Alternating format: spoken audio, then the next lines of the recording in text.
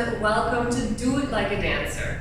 So today I'm going to be talking about something that maybe you've heard before in class or you've seen people talking about, which is about your spine and particularly how it helps you in your expressions, right?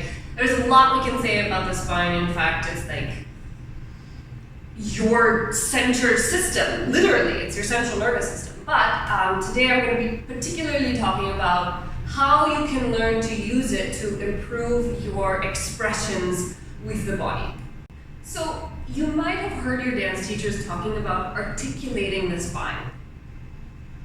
What on earth does that mean? Basically what they're trying to say is that as a dancer, especially in contemporary, but even in ballet, you need to learn how to use the different places in your spine. So there's basically three main chunks. You have your lower back, your middle back, and your upper back, right? And as a dancer, you should learn how to separate and use all of them, right? So there's a lot of exercises that you can do. I'll take you through a few of them. But the first basic exercise to learn how to articulate your spine is the roll down. This is why contemporary classes always have these roll downs. If you're ever wondering, why do we do this? This is why. You have to learn how to articulate your spine.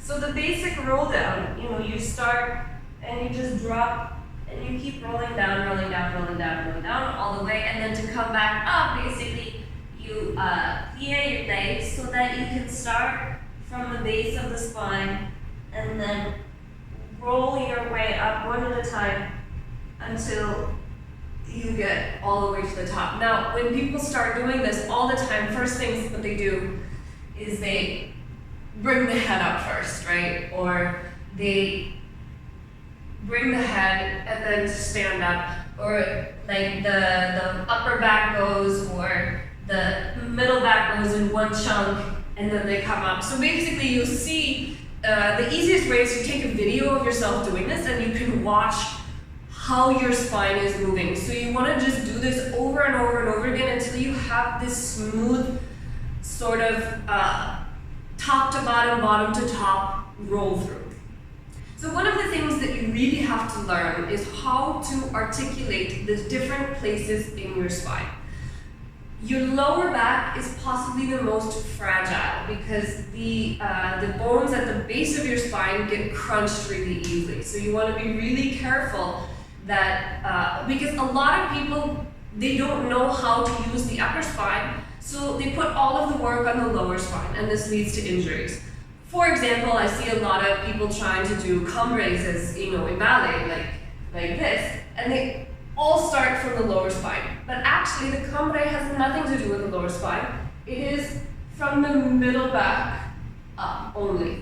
And so there's a few things that I do to work on my upper and middle back flexibility. Obviously, one is the standard cow to cat, but I also often, if I have a wall, for example, like this, I lean against it and push my upper back into my chest into the wall, and this works on this. I also do these exercises where I cross my hands behind my head and I just open my chest basically, so it works the upper part of my spine. Generally speaking, you can do twists so that you can start to work on the upper spine as well.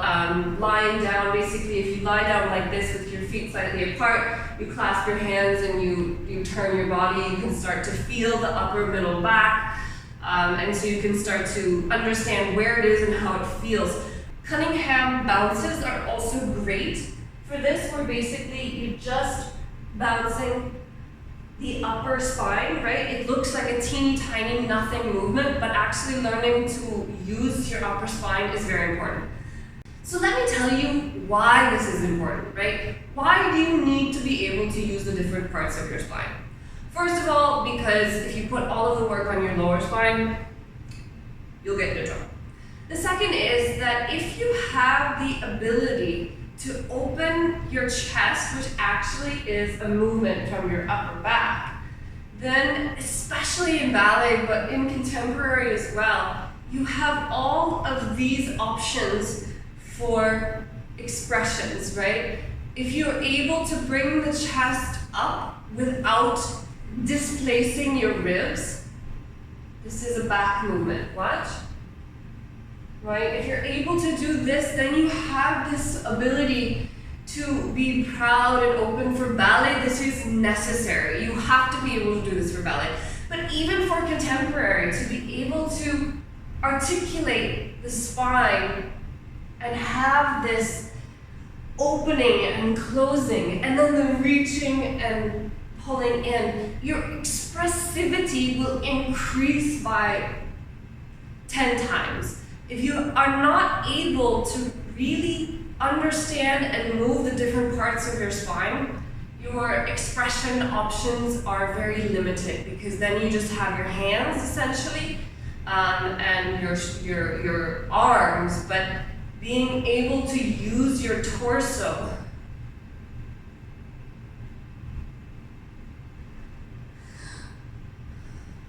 adds this whole extra dimension of expression that I think is really necessary. Again, for ballet, you have to be able to do this, because the basic ballet posture involves this chest lifting while the ribs are moving down, right? So if you're not able to feel that in your spine, or even if your ballet teacher is saying chest up, ribs down, you're like, how do I do this? It's essentially disconnecting your middle lower back from your upper back, being able to stabilize this, and then move the upper back as well.